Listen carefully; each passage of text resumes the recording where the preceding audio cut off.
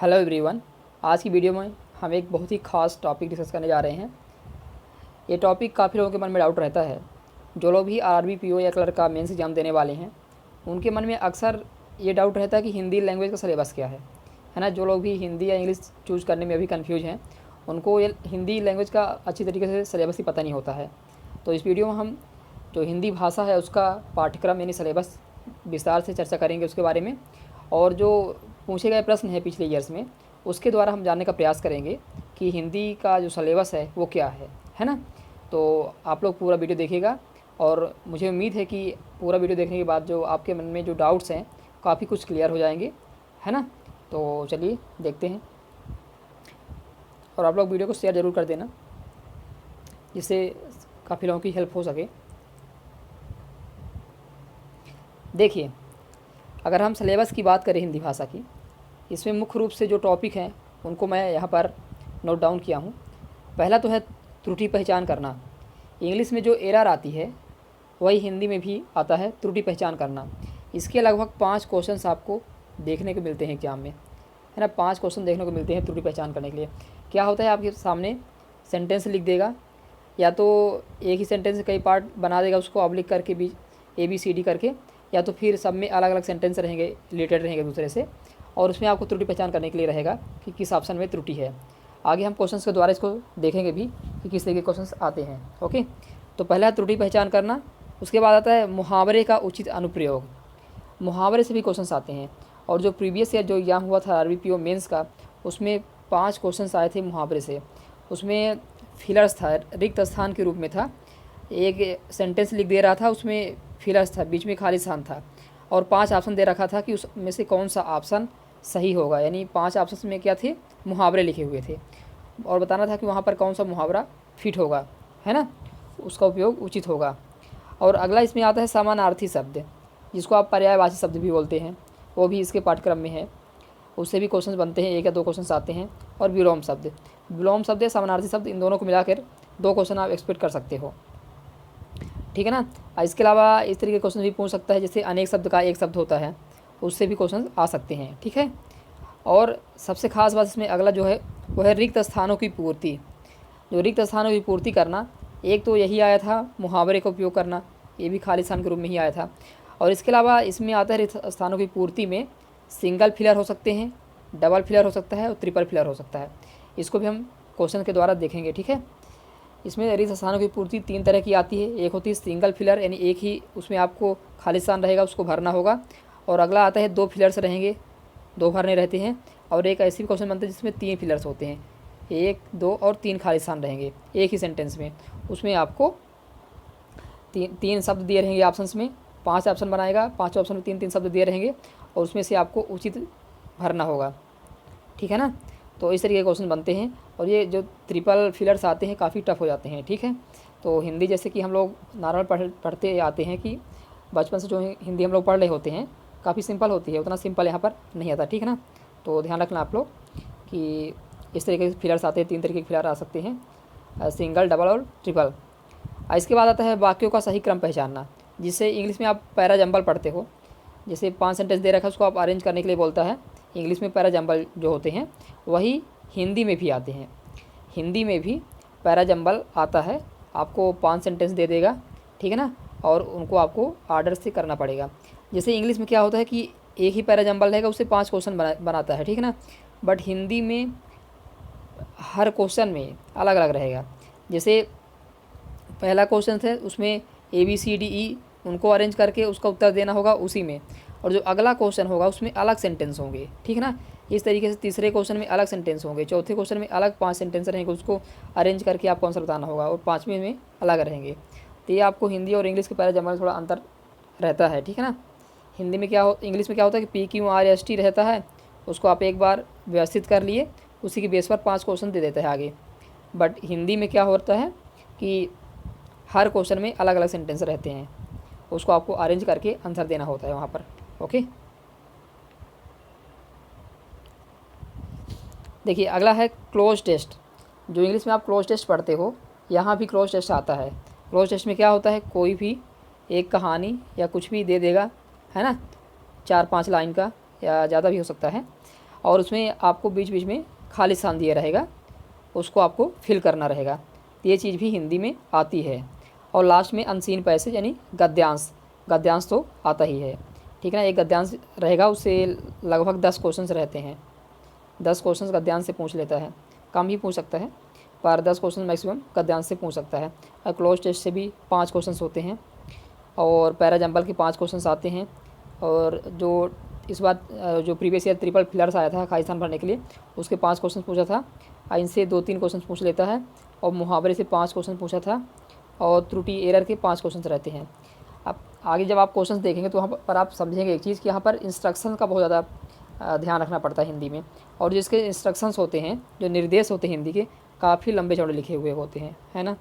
मतलब 4-5 लाइन के तो निर्देश ही होते हैं इनके। चलिए देखते हैं आप क्वेश्चन हम लोग। देखिए जो ये क्वेश्चंस मैं लिया हूँ, ये नेट में सर्च करके क्वेश्चन जो आए थे प्रीवियस ईयर, उनका स्क्रीनशॉट लेके यहाँ पर लगाया हूँ, जिससे कि आपको एक आइडिया मिल सके कि किस तरह के क्वेश्चंस आते हैं, ठीक है। देखिए पहला क्वेश्चन क्या है, निर्देश पहले आप देखिए इसका कितना बड़ा निर्देश है। इसका 4 से 5 लाइन का निर्देश है। इसमें करना क्या है, त्रुटि फाइंड करनी है। ये त्रुटि फाइंड करने वाला क्वेश्चन है, ये त्रुटि पहचान करनी है। देखिए क्वेश्चन, इसका निर्देश क्या है पढ़ते हैं एक बार। निम्नलिखित में से प्रत्येक प्रश्न में दिया गया वाक्य 4 भाग में बांटा गया है।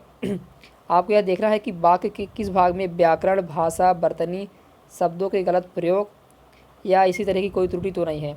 यानी आपको त्रुटि फाइंड करना सीखना है।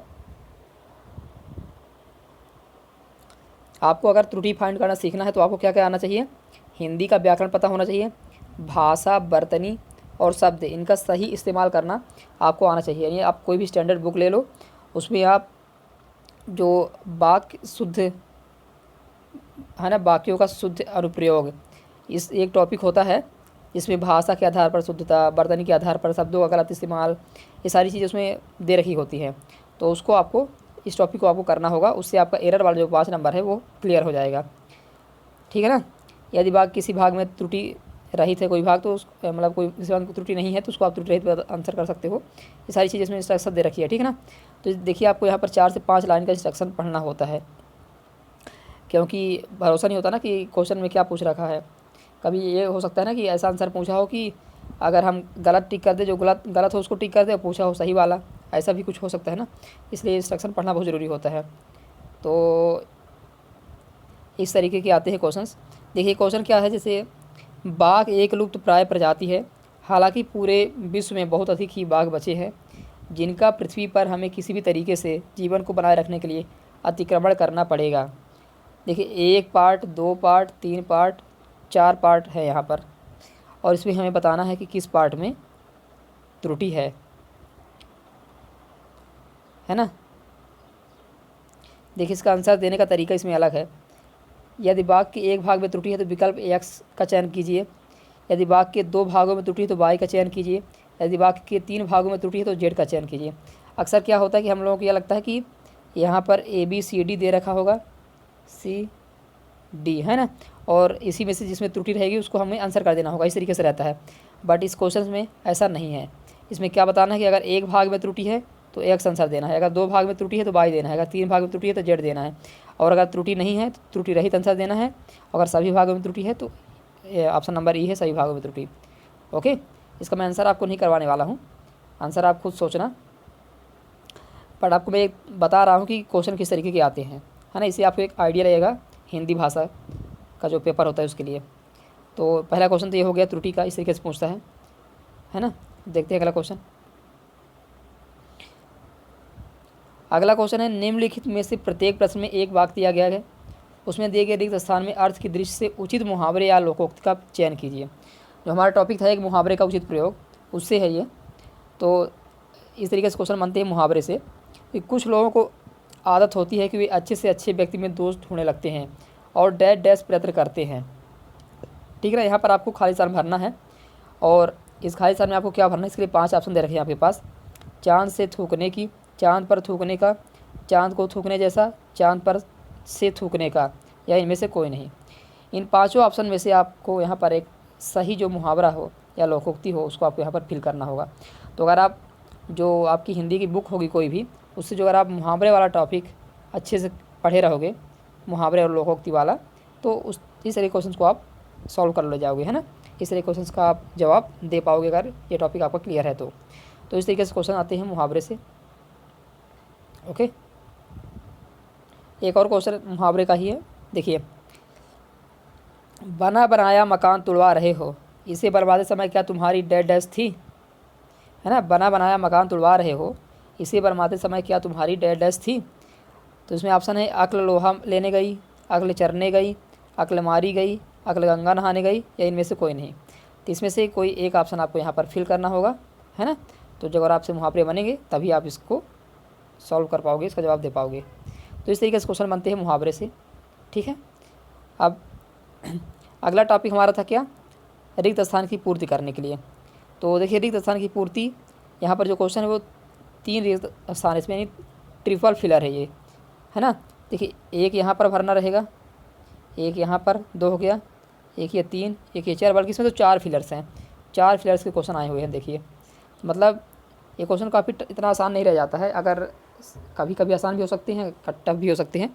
तो इन्हीं सब वजहों से पेपर हिंदी का टफ बन जाता है, क्योंकि 3 या 4 फिलर्स पूछ लेता है, और इंग्लिश में मैक्सिमम 3 फिलर ही शायद अभी तक आए हैं। देखते हैं इसको, पहले निर्देश पढ़ते हैं। निर्देश क्या है, निम्नलिखित में से प्रत्येक प्रश्न में एक गद्यांश दिया गया है, उसे 4 रिक्त स्थान भी दिए गए हैं। आपको गद्यांश के संदर्भ में रिक्त स्थानों में उचित क्रम में शब्दों को रखना है ना। जो ये रिक्त स्थान है इसमें उचित क्रम में इन शब्दों को रखना है। क्या है, पढ़ के बताता हूँ। कुछ संविधान में मूलभूत अधिकारों को उपयोग में लाने की प्रक्रिया बहुत डैश डैश की गई है। कुछ आलोचकों का कहना है कि भारत में संविधान निर्माताओं ने एक हाथ से अधिकार प्रदान किए हैं और दूसरे से वापस ले लिए हैं। संविधान का एक डैश डैश मूलभूत अधिकारों को समर्पित है, जिसका सामान्य जनजीवन के दौरान भारतीयों को फायदा हो सकता है। हालांकि इन अधिकारों को डैश डैश के दौरान वापस लिया जा सकता है। सिर्फ आपके पास 4 ऑप्शन हैं, देखिए 5 ऑप्शन हैं।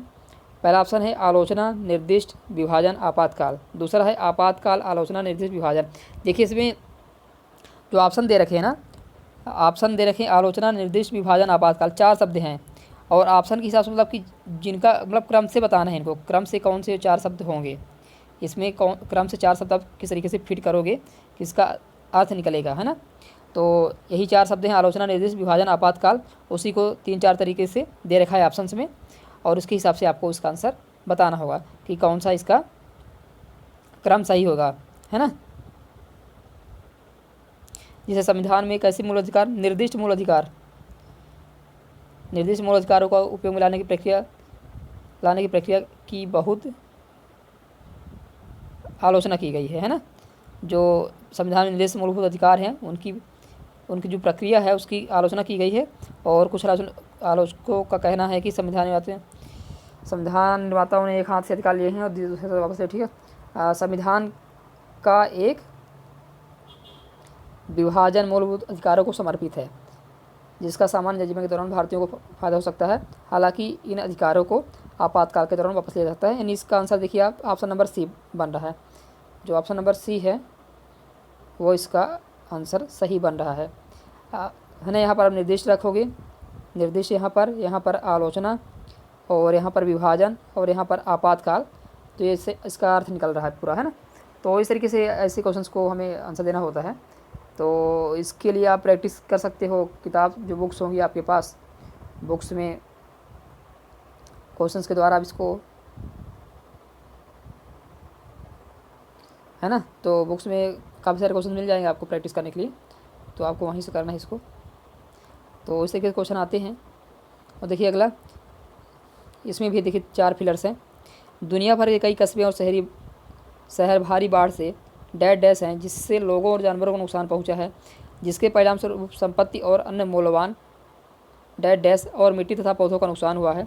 किसान की बाढ़ से डैश डैश होते हैं क्योंकि इस मौसम की स्थिति के कारण उनकी फसल डैश डैश हो जाती है। फसल क्या हो जाती है, नष्ट हो जाती है, बर्बाद हो जाती है। तो मे भी शायद यही आंसर हो इसका, डी नंबर। तो देख लेना आप इसको। आंसर मैं यहाँ पर डिस्कस करने के लिए नहीं ट्राई कर रहा हूँ, क्योंकि मुझे यहाँ पर आपको सिर्फ ये समझाना है कि किस तरीके के क्वेश्चंस आते हैं हिंदी में, ओके। और क्या क्वेश्चंस का लेवल होता है और क्या पैटर्न है, कौन सिलेबस क्या है, वो चीज़ हमें यहाँ पर समझनी है, ठीक है।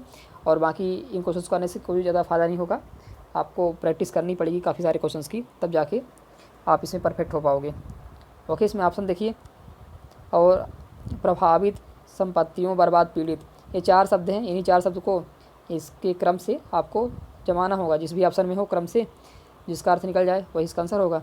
अगर कोई भी फिट ना बैठ रहा हो तो इनमें से कोई नहीं इसका ऑप्शन हो जाएगा, आंसर हो जाएगा, है ना। चलिए देखते हैं अब आगे। अब देखिए जो पैरा जंबल आता है हिंदी में वो किस तरीके का आता है।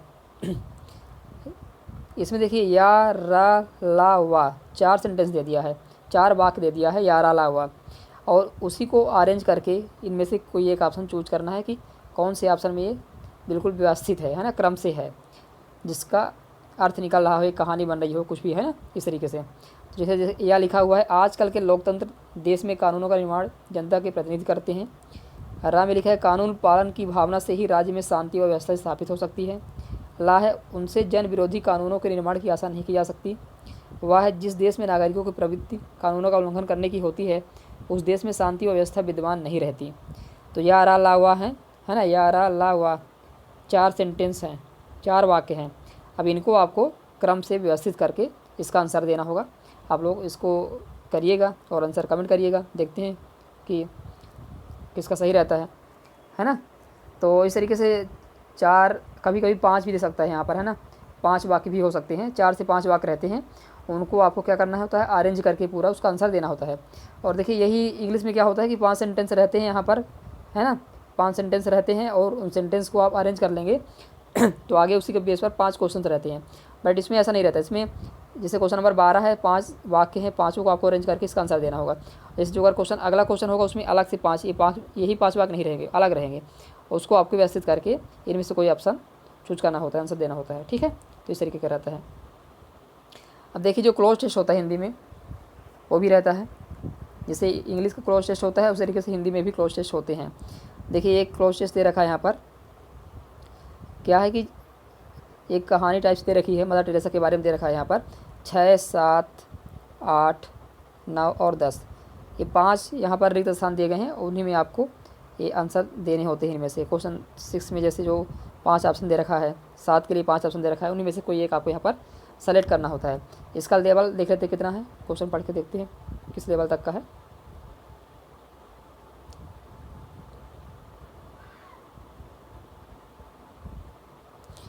मदर टेरेसा एक महान महिला थी, महान और डैश महिला थी।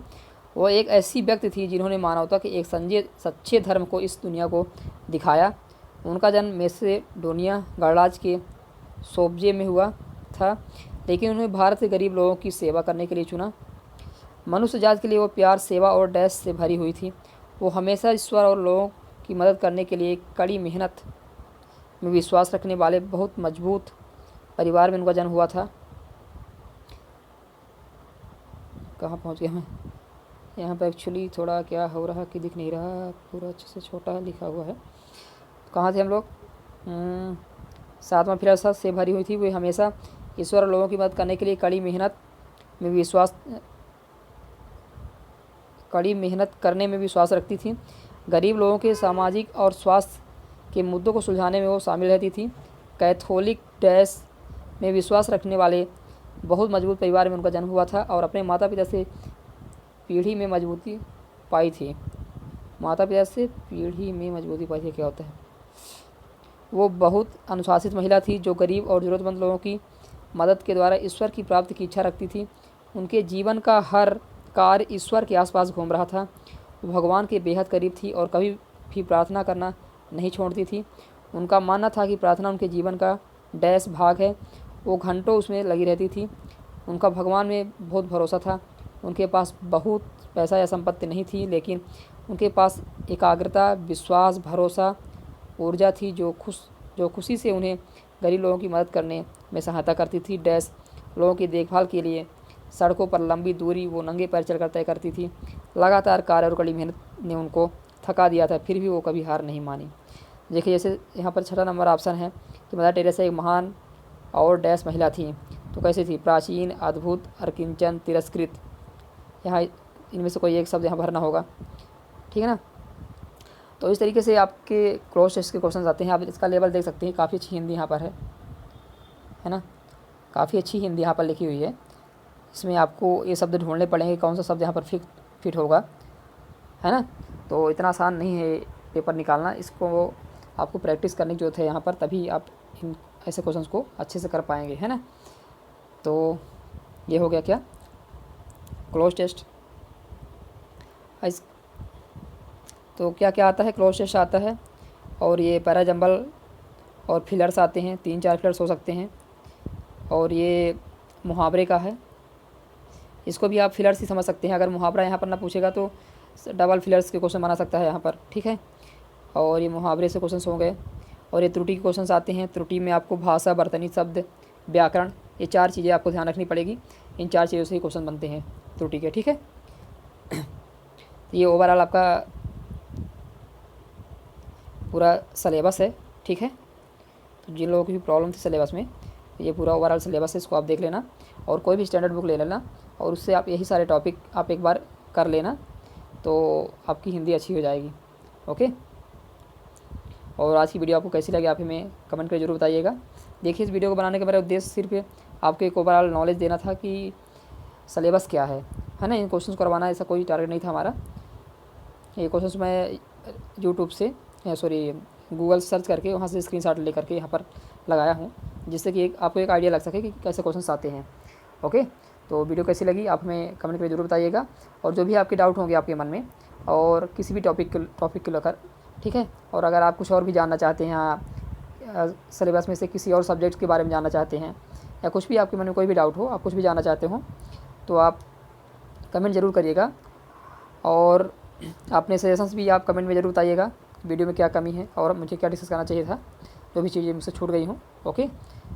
और चैनल पर अगर नए हैं तो चैनल को सब्सक्राइब जरूर कर लेना, और अपने दोस्तों के साथ शेयर जरूर कर देना, ठीक है, okay. Thanks for watching, keep watching.